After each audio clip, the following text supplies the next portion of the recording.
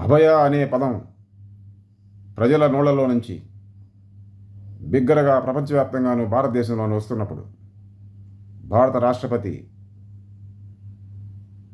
ఒక పిలుపునిచ్చారు. ఇంగ్లీషులో ఇనఫ్ ఈజ్ ఇనఫ్ అనే మాటలు వాడారు. దాని అర్థం జరిగినంత వరకు చాలు అని, ఇక జరగకూడదు అని. అయితే అభయ అనే మాటను బిగ్గరగా పలుకుతూ జరుగుతున్నటువంటి ప్రజల స్పందన ఆగిపోవాలని, అది జరిగినంత వరకు చాలని ఆవిడ ఉద్దేశమా, లేక మహిళలపై అత్యాచారాలు నిర్దిష్టంగాను మొత్తంగా నేరాలు జరగకుండాను ఆగిపోవాలని,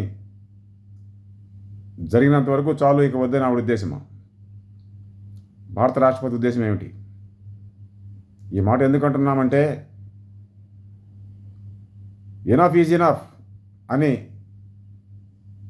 ఇక జరిగినంత వరకు చాలు అని భారత రాష్ట్రపతి పిలుపునిచ్చినప్పటికీ కూడా, ఆ పిలుపు తర్వాత కూడా అభయ అనే మాటను బిగ్గరగా పలుకుతూ ప్రజల స్పందన ఆగలేదు. దేశంలో మహిళలపై నేరాలు ఆగలేదు, మొత్తంగా నేరాలు కూడా ఆగలేదు.